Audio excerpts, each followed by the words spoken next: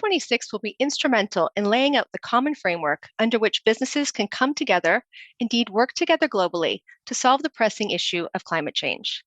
At this point, any one organization's attempt to change practices or add policies to fight climate change is honorable and hopefully authentic, but one company going it alone, on their own, is not going to be enough at this point. The quick fixes have all been done. We need comprehensive and coordinated action.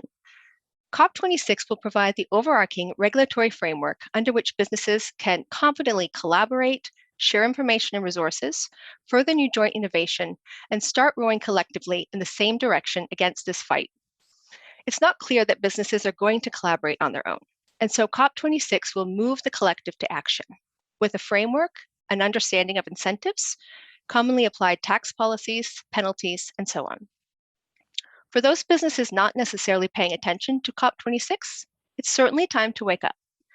COP26 will allow businesses to gain insight into where regulation and incentives are heading and to contribute to that thinking.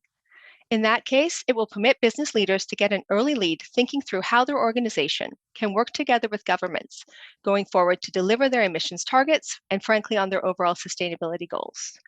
To be honest, I'm sure there are many global business leaders who understand and support the Paris Agreement, but they don't realize it came alive during a meeting called COP21. Hopefully, we are all coming to understand the power of convening and the power of these COP meetings to set a common agenda against which to take action.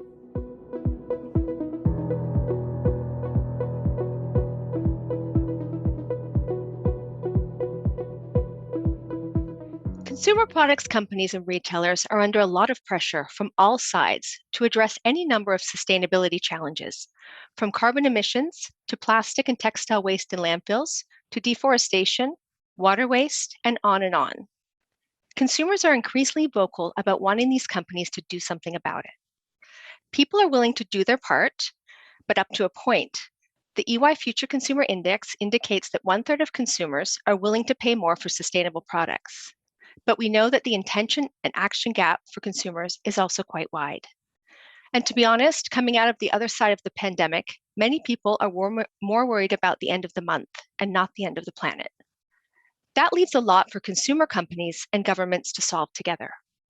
In fact, our EY research suggests that 73% of consumers believe that the brands they buy have a responsibility to make positive change in the world and to solve some of the world's complex problems. So there's work to do. In terms of COP26, I expect that out of it, we'll see the regulatory framework that consumer-facing companies will operate in for over the next decade, and a common framework will hopefully nudge collaboration. And that's a good thing, because it's going to take that for these fierce competitors to come together to solve some of the issues they've created. For example, given the complex and global nature of consumer supply chains, these companies have a significant challenge with visibility on Scope 3 emissions and upstream emissions. Solving this problem once, together, and creating an industry approach would save time and resources and provide the much-needed transparency across shared suppliers.